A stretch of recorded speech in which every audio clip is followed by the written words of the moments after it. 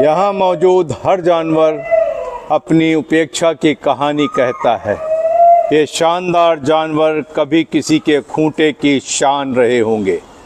इनकी मेहनत, इनके दूध देने के चर्चे आम रहे होंगे, लेकिन आज हमारे लालच ने इन्हें इस शेल्टर होम तक पहुंचा दिया है।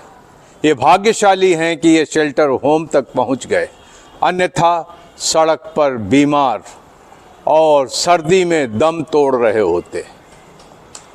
नमस्कार मित्रों, रेड ओवर ग्रीन के नए संस्करण के साथ मैं आपका होस्ट कर्नल उत्कर्ष राठौर। मित्रों, आज चर्चा करेंगे भारत में आवारा पशुओं की समस्या की और ख़ास करके गोवंश की। आज हम आए हुए हैं फरीदाबाद स्थित Aastha shelter home, animal welfare trust द्वारा संचालित श्री रवि दुबे का ये शेल्टर होम है और ये कई सालों से आवारा पशुओं को, बेसहारा पशुओं को, बीमार पशुओं को सहायता करते हुए आए हैं। और इनके पास हैं गौशाला है, इनके पास कुत्तों के लिए जगह है, बिल्लियों के लिए जगह है और इनके पास बंदरों के लिए भी जगह है। रवि दुबे जी, आपका स्वागत है। मैं चाहूँगा कि हमारे दर्शकों के लिए आप अपने बारे में और अपनी संस्था के बारे में कुछ बताएं।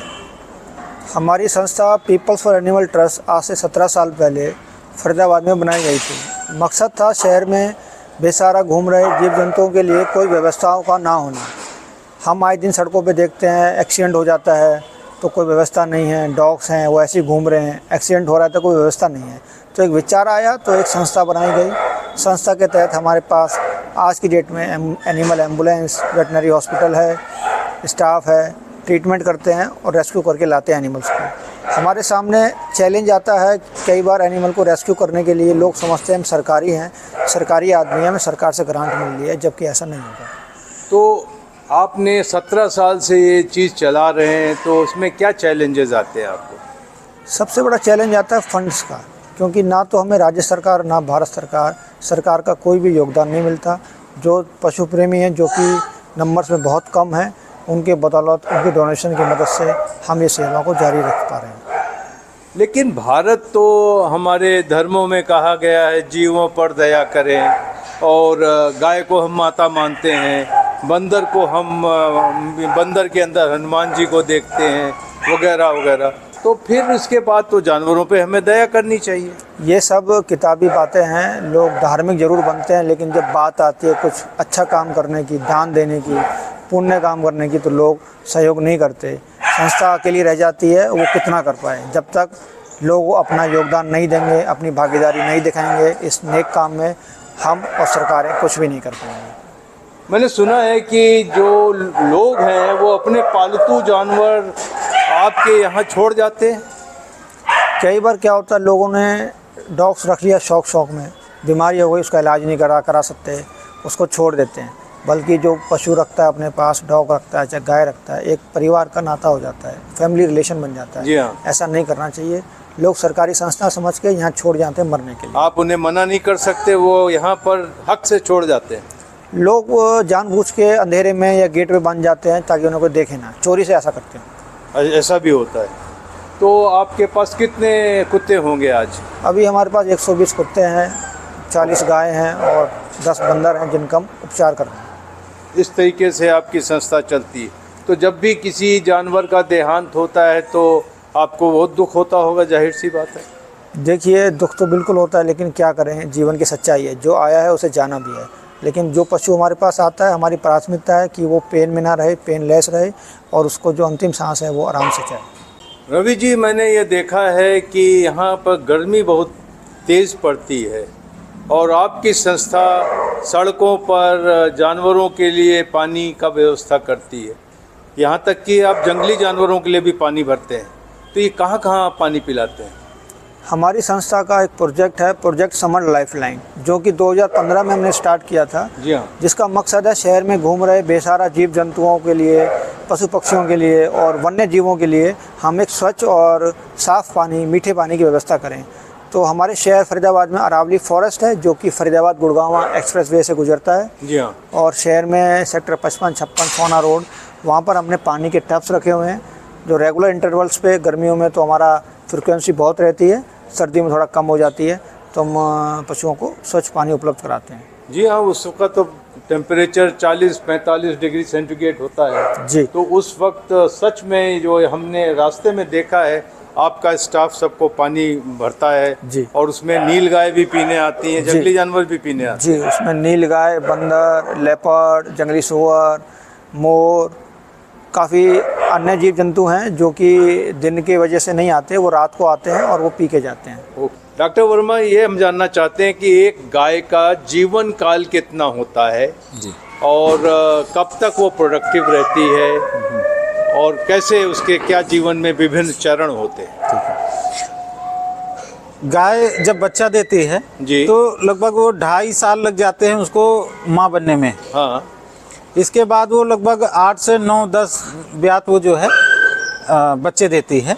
10 ब्याह। हाँ, 10 ब्यात किसी तो किसी मतलब में आप कह सकते हैं 12.5 साल तक वो बच्चे देती है। 12.5 साल तक बच्चे देती है। जी हाँ। और इसके 4 से 5 साल जो है वो नॉन प्रोडक्टिव हो जाती है, जिससे किसान उसको यूजलेस समझ के छोड़ देता है कि हम इसको इतना खाना खिलाएंगे तो हम दूसरा जानवर रख सकते हैं। तो इस वजह से हमारे यहाँ गाय की संख्या सबसे ज़्यादा है जो आवारा पशुओं में गिनी जाती है। अच्छा, बछड़ों का क्या होता है? गाय की बात तो आपने कर ली। जैसे डे फर्स्ट से ही वो तो यूजलेस हो जाते हैं, उनको मेल काफ है, मेल काफ को जो है तो उसको मतलब यूजलेस समझा जाता है, यूजलेस क्योंकि आजकल बैल कोई इस्तेमाल नहीं करता ट्रैक्टरों की वजह से जी। तो पहले दिन से ही वो नाकारा हो जाते यस। हैं। आजकल कुछ सिलेक्टिव इंसेमिनेशन भी हो रहा है जिससे सुनते हैं कि सिर्फ मादा बच्चा पैदा होता है, ऐसा होता है? यस। अभी जो नई टेक्निक आई है सेक्स सीमन की, जी। वो उससे क्या होता है कि केवल बछिया ही पैदा होगी, ओके।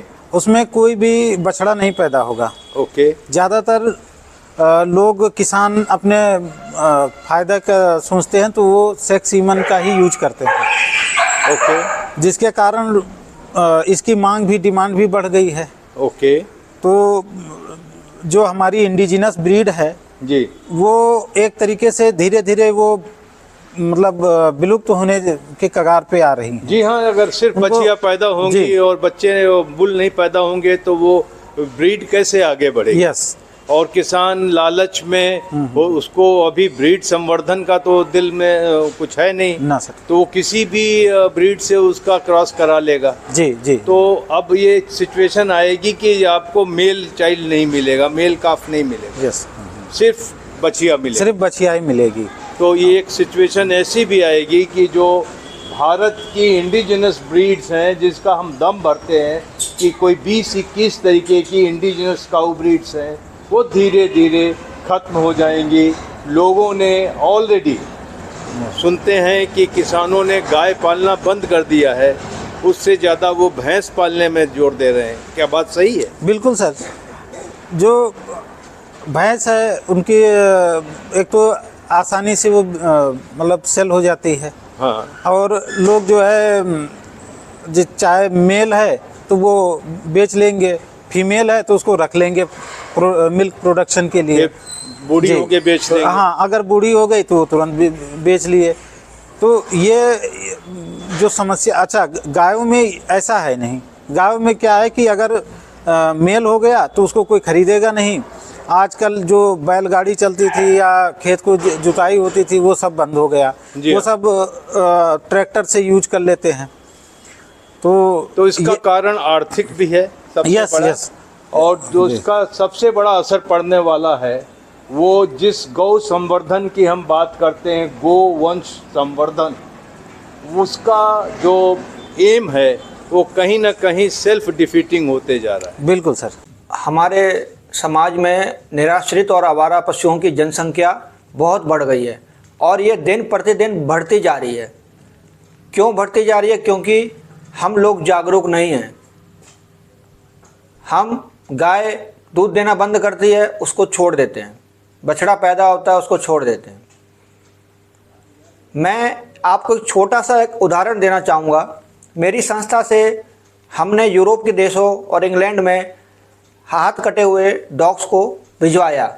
जिन लोगों ने उनको अडॉप्ट किया उन्होंने इसका पूरा खर्चा वहन किया, लेकिन हमारे समाज से कोई भी व्यक्ति आगे नहीं आया कि भाई ऐसे निराश्रित और अपाहिज कुत्तों को आप हमें दीजिए, हम लें। तो हम धार्मिक कहते हैं, पूजनीय कहते हैं जीव जंतुओं को, लेकिन जब बात आती है कुछ करने की प्रैक्टिकल, तो हम धाराशायी हो जाते हैं।